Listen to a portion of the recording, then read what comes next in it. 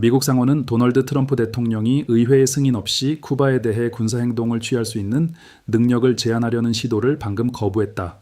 처음 보면 이 제목은 극적으로 들린다. 마치 상원이 쿠바와의 전쟁을 승인한 것처럼 보일 수 있지만 실제로 일어난 일은 그것이 아니었다. 실제 이야기는 더 복잡하다. 2026년 4월 28일 화요일 공화당이 장악한 상원은 전쟁 권한에 관한 민주당 결의안에 반대표를 던졌다. 해당 결의안은 트럼프 대통령이 쿠바에 대한 군사행동을 시작하기 전에 의회의 승인을 받도록 요구했을 것이다. 르터스에 따르면 절차 표결은 녹수 1대 47이었으며 주로 정당 노선을 따랐다. 따라서 중요한 질문은 이것이다. 상원이 전쟁을 승인했는가? 아니다. 상원이 트럼프의 군사적 선택지를 제한하려는 시도를 막았는가? 그렇다. 그리고 이 차이는 중요하다. 이번 표결은 워싱턴에서 벌어지고 있는 훨씬 더 큰 논쟁의 일부다. 전쟁에 관한 결정을 누가 통제해야 하는가? 대통령인가? 의회인가? 상원 표결은 버지니아주의 민주당 상원의원 팀 케인이 다른 민주당 의원들과 함께 제출한 전쟁 권한 결의안에 초점을 맞췄다. 이 결의안의 목적은 의회가 명시적으로 승인하지 않는 한 미국이 쿠바에 대한 적대 행위에 어떤 방식으로든 참여하는 것을 막는 것이었다. 키니 상원의원의 사무실은 그 목적이 쿠바와 관련된 모든 미국 군사 행동이 사전에 의회의 승인을 받도록 보장하는 것이라고 밝혔다. 그러나 공화당은 이 조치에 반대했다. 플로리다주의 공화당 상원의원 릭 스콧은 절차적 이의를 제기하며 공화당에 따르면 미국은 현재 쿠바와 적극적인 적대 행위에 관여하고 있지 않기 때문에 이 결의안은 적절하지 않다고 주장했다. 르터스가 보도한 바에 따르면 스콧은 트럼프가 병력을 배치하지 않았기 때문에 전쟁 권한에 대한 표결은 적절하지 않다고 말했다. 그 후 상원은 결의안을 계속 진행하는 것에 반대표를 던졌다. AP와 엑시옷에 따르면 표결은 51대 47이었다. AP가 보도한 바에 따르면 민주당 상원의원 존 페더먼은 이 조치를 거부하기 위해 공화당에 합류했고 공화당 상원의원 수존 콜린스와 랜드 폴은 결의안을 지지하기 위해 대부분의 민주당 의원들과 같은 편에 섰다. 이는 상원이 트럼프에게 쿠바를 공격할 권한을 주는 법을 승인하지 않았다는 뜻이다. 대신 상원은 의회의 승인 없이 군사적으로 행동할 수 있는 트럼프의 능력에 새로운 제한을 부과하려는 시도를 거부했다. 이것이 시청자들이 이해해야 할 핵심이다. 쿠바는 미국의 역사적 적대국이었고 워싱턴과 아바나의 관계는 긴장되어 있었다. 수십 년 동안. 그러나 이번 최신 논란은 트럼프 대통령의 라틴 아메리카에 대한 더 넓은 접근 방식과 그의 외교 정책과 연결되어 있다. 르터스에 따르면 트럼프는 베네수엘라와 이란에 대한 미국의 군사 행동 이후 쿠바가 다음이다 라고 말한 것으로 알려졌다.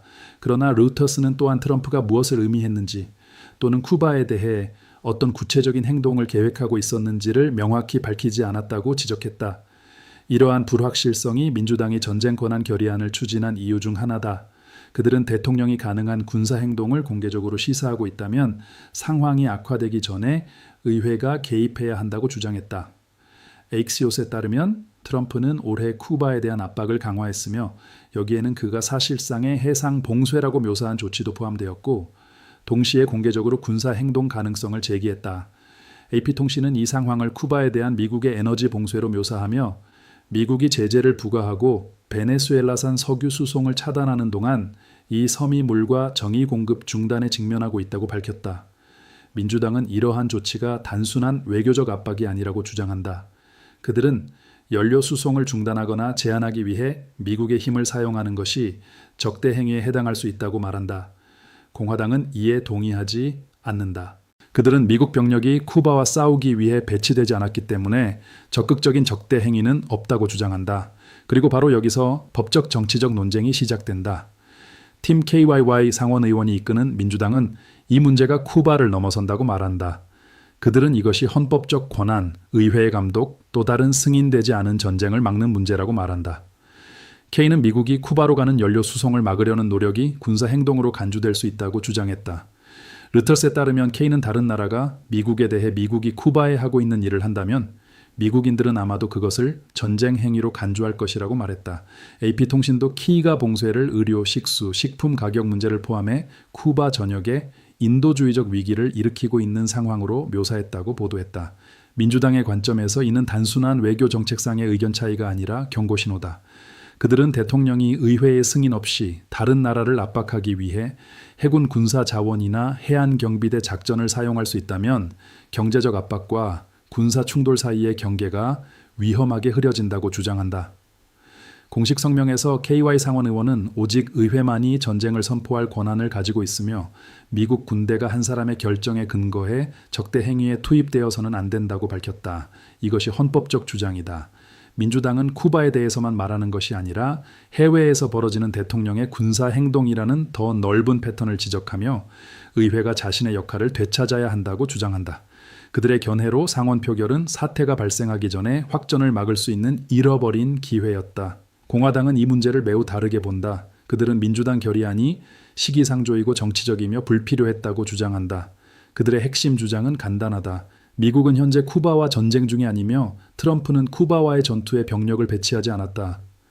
르터스에 따르면 공화당은 미국이 쿠바에 대해 적극적인 적대 행위를 하고 있지 않다고 주장했다. 릭 스콧 상원 의원은 병력이 배치되지 않았기 때문에 전쟁 권한에 대한 표결은 적절하지 않다고 말했다. API에 따르면 스콧은 민주당이 쿠바 정부가 저지른 인권 침해를 무시하고 있다고 비난했다. 그는 트럼프가 라틴 아메리카에서 자유와 민주주의를 지원하려 하고 있다고 주장했다. 공화당의 관점에서 핵심 주장은 트럼프가 전쟁을 시작하려는 것이 아니라 쿠바 정부를 변화로 이끌기 위해 압박을 사용하고 있다는 것이다. 그들은 또한 민주당이 전쟁 권한법을 트럼프에 대한 정치적 무기로 사용하고 있다고 비난한다. 르터스에 따르면 트럼프의 공화당 동맹들은 유사한 전쟁 권한 관련 발의를 거의 만장일치로 거부해 왔으며 민주당이 대통령을 약화시키려 한다고 비난했다. 공화당에게 이번 표결은 트럼프에게 전쟁에 대한 백지수표를 주는 문제가 아니었다. 그들에 따르면 이는 실제 군사 충돌이 시작되기 전에 최고 사령관에게 불필요한 제한이라고 여긴 것을 거부하는 문제였다. 그래서 결의안은 실패했다. 이번 표결이 왜 중요한지 이해하려면 전쟁 권한 결의안을 이해해야 한다. 1973년 전쟁 권한 결의안은 베트남 전쟁 이후 대통령이 의회의 동의 없이 미국군을 무력 충돌에 배치할 수 있는 능력을 제한하기 위해 만들어졌다. 닉슨 도서관에 따르면 이 법은 대통령이 군사행동 후 48시간 이내에 의회에 통보하도록 요구하고 의회의 승인 없이 미국군이 60일 이상 배치된 상태로 남아있는 것을 금지한다. 미국 헌법은 전쟁에 관한 권한을 의회와 대통령 사이에 나눈다. 의회는 전쟁을 선포할 권한을 가지고 있으며 대통령은 군대의 최고 사령관이다. 의회의 주석 헌법은 전쟁 선포 조항이 의회의 전쟁 권한의 핵심적이라고 설명하지만 제2조에 따른 의회의 권한과 대통령의 군사 권한 사이의 정확한 관계는 오랫동안 논쟁의 대상이었다. 그 논쟁이 이번 쿠바 표결의 중심축이다. 민주당은 대통령이 적대 행위를 확대하기 전에 의회가 이를 승인해야 한다고 말한다. 공화당은 특히 전면전이나 병력 배치가 발생하지 않았다면 대통령에게 행동할 권한이 있다고 주장한다. 이 같은 논쟁은 베트남 이후 미국 역사에서 이라크, 리비아, 시리아, 이란, 베네수엘라 그리고 이제 쿠바에 이르기까지 반복되어 왔다. 질문은 언제나 같다. 대통령의 행동은 언제 전쟁이 되는가? 그리고 의회는 언제 개입해야 하는가? 이제 가장 큰 혼란을 분명히 해보자. 일부 제목은 사람들이 상원이 쿠바에 대한 군사 행동을 승인했다고 생각하게 만들 수 있다. 그것은 정확하지 않다. 상원은 쿠바를 공격하는데 찬성표를 던지지 않았다. 상원은 전쟁을 선포하지 않았다. 상원은 군사력 사용에 대한 어떤 승인도 통과시키지 않았다. 실제로 일어난 일은 상원이 민주당이 추진한 트럼프가 의회의 승인 없이 군사 행동을 취할 수 있는 능력을 제한했을 결의안을 막은 것이다. 따라서 올바른 해석은 상원이 트럼프의 군사 권한에 대한 어떤 제한도 거부했다는 것이다. 이는 트럼프의 현재 대통령 권한이 변하지 않고 유지된다는 뜻이지만 전쟁이 승인되었다는 뜻은 아니다. 또한 공격이 보장되었다는 뜻도 아니다. 르터스에 따르면 트럼프는 쿠바가 다음 목표라고 시사했지만 무엇을 할 계획인지는 구체적으로 밝히지 않았다. 바로 이 불확실성이 이 문제가 정치적으로 폭발적인 이유다. 결의안 지지자들은 위기가 시작되기 전에 의회가 행동해야 한다고 주장한다. 반대자들은 의회가 추측에 근거해 개입해서는 안 된다고 주장한다. 이 이야기의 또 다른 핵심 요소는 쿠바 내부의 인도주의적 상황이다. AP가 보도한 바에 따르면 쿠바는 미국이 부과한 제재와 베네수엘라산 석유 수송 중단으로 인해 물과 전기 공급 중단을 겪고 있다. 키니 상원 의원과 다른 민주당 의원들은 이러한 조치가 이미 평범한 쿠바 민간인들에게 피해를 주고 있다고 주장한다. 그들에 따르면 연료 공급 중단은 병원, 수도 시스템, 식량 배급, 교통, 전기에 영향을 미칠 수 있다. 다시 말해, 폭탄이나 병력이 없어도 에너지 공급에 대한 압박은 한 나라 내부의 깊은 고통을 초래할 수 있다. 그래서 민주당은 봉쇄를 심각한 확전으로 묘사하지만 트럼프 행정부와 공화당은 압박을 다르게 제시한다. 그들은 목표가 쿠바 지도자들에게 억압을 끝내고 정치범을 석방하며 민주적 개혁으로 나아가도록 압박하는 것이라고 주장한다. AP에 따르면 트럼프 행정부는 이러한 문제들에 대해 쿠바 지도자들을 압박하고 있다. 따라서 이 논쟁은 단지 법적인 문제가 아니라 도덕적인 문제이기도 하다. 이 압박은 권위주의 정부에 맞서는 필요한 도구인가? 아니면 정치 지도자보다 일반 국민에게 더 큰 피해를 주는 집단 처벌인가? 이 문제가 이제 쿠바 논쟁의 중심에 있다. 이번 표결의 중요성은 쿠바를 훨씬 넘어선다. 이는 전쟁 상황에 개입할 수 있는 대통령 권한을 둘러싸고 워싱턴이 여전히 얼마나 분열되어 있는지를 보여준다. 또한 외교 정책에서 대다수 공화당원이 트럼프에게 보내는 강력한 지지를 보여준다. 엑시오스에 따르면 이번 표결은 해외에서 트럼프의 군사력 사용을 억제하려는 입법자들의 최근 실패한 시도였으며 이는 의회를 장악한 공화당원들로부터 그가 여전히 받고 있는 지지를 보여준다. 민주당에게 우려는 의회가 전쟁과 평화 문제에서 너무 약해지고 있다는 것이다. 그들은 의회가 병력이 이미 배치될 때까지 기다린다면 확전을 막기에는 너무 늦을 수 있다고 주장한다. 공화당에게 우려는 다르다. 그들은 대통령을 너무 일찍 제안하면 미국의 입지를 약화시키고 적대국에 대한 압박을 줄이며 행정 권한에 간섭할 수 있다고 주장한다. 그래서 쿠바에 대한 표결은 그토록 중요하다. 이것은 단지 하나의 섬나라에 관한 문제가 아니라 미국 정부 내 권력 균형에 관한 문제다.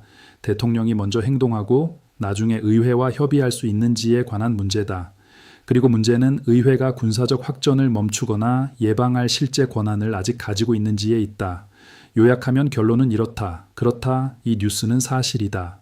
미국 상원은 트럼프의 쿠바에 대한 군사 행동을 제한하려는 시도를 거부했다. 보도에 따르면 표결은 51대 47이었고 공화당이 민주당이 추진한 전쟁 권한 결의안을 대체로 막았다. 하지만 아니다. 상원은 쿠바와의 전쟁을 승인하지 않았다. 상원은 공격을 허가하지 않았다. 상원은 전쟁을 선포하지 않았다. 대신 트럼프가 쿠바에 대해 군사 행동을 취하기 전에 의회의 승인을 받도록 요구했을 조치를 막았다. 민주당은 이것이 또 다른 승인되지 않은 충돌을 막고 의회의 헌법적 권한을 보호하기 위해 필요했다고 주장한다. 공화당은 미국이 현재 쿠바와 적극적인 적대 행위에 관여하고 있지 않기 때문에 이 조치가 시기상조였다고 주장한다. 문제는 여전히 해결되지 않은 상태다. 트럼프의 권한은 유지되고 의회는 여전히 분열되어 있으며 쿠바는 계속해서 강한 미국의 압박을 받고 있다. 핵심 결론은 다음과 같다. 이것은 전쟁의 공식 승인에 관한 이야기가 아니다. 이것은 쿠바와의 긴장이 고조되는 시점에 대통령의 전쟁 권한에 새로운 한계를 부과하는 데 의회가 실패한 이야기다. 그러니 이 제목을 공유하기 전에 차이를 이해하라. 상원은 쿠바에 대한 공격을 승인한 것이 아니라 트럼프의 군사적 선택지를 제한하려는 시도를 거부한 것이다.